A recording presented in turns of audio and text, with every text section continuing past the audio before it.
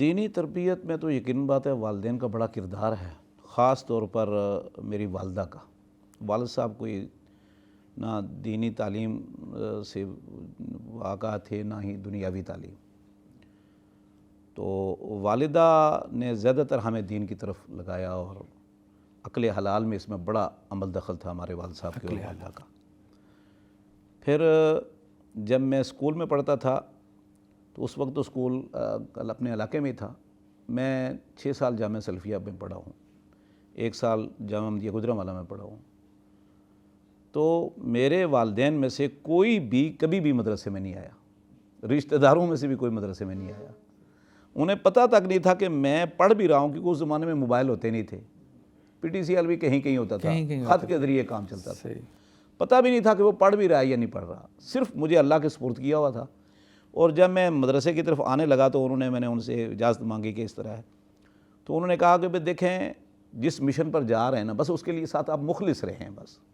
ہاں، تو الحمدللہ بس اللہ تعالیٰ کی توفیق تھی، والدین کی دعائیں تھیں، شفقت تھی ان کی، کہ پھر کسی نے نگرانی میری نہیں کی، بس اللہ کی توفیق سے الحمدللہ جامعہ سلفیہ میں پڑھتا رہا، فیصل آباد محمدیہ میں بھی، پھر اللہ تعالیٰ نے توفیق دی تو مدینہ یونیورسٹی میں بھی پڑھا ہوں۔ تو جو والدین، اس میں عقل حلال کا نا بہت بڑا عمل دخل ہوتا ہے، اس طرح کے واقعات آپ نے بھی سنے ہوں گے۔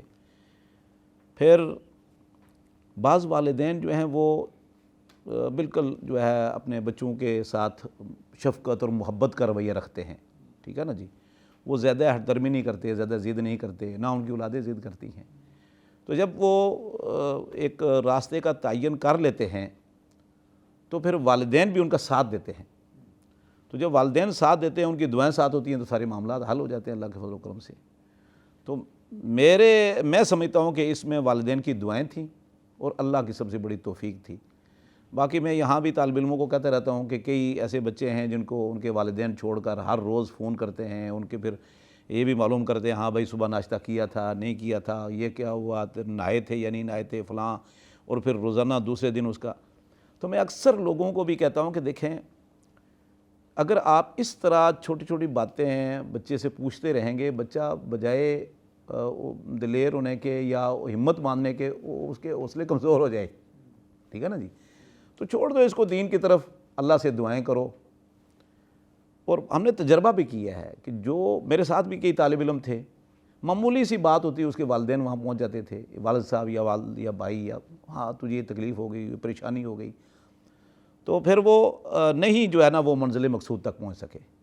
کیونکہ تعلیم، خواہ دینی تعلیم ہو یا عصری تعلیم ہو، آپ دیکھ لیں دونوں قسم کی تعلیم میں بڑی مشاکل ہیں، بڑے مسائل ہوتے ہیں۔ اسکول میں پڑھ رہا ہو طالب علم یا کالج میں پڑھ رہا ہو، مسائل تو ہوتے ہی ہیں، حتیٰ کہ مدرسوں میں تو مسائل زیادہ ہیں۔ مثال کے طور پر وطن سے دور ہوتا ہے، وہاں رہائش ہوتی ہے، کھانے پینے کے مسائل ہیں، تعلیم کے مسائل ہیں، وسائل کے بے شمار ایسی۔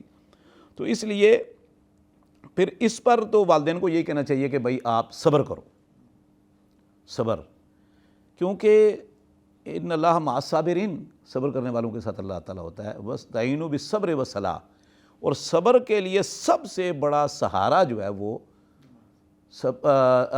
ہمت کے لیے، آگے بڑھنے کے لیے، وہ نماز ہے اور صبر ہے، سب سے بڑا تعاون ہے، مدد ہے، ہیلپ ہے، وہ نماز اور صبر ہے۔ تو اس میں پھر اللہ رب العزت سے بار بار بندہ توفیق مانگتا رہے تو معاملہ مرحلہ انشاءاللہ آسان ہوگا۔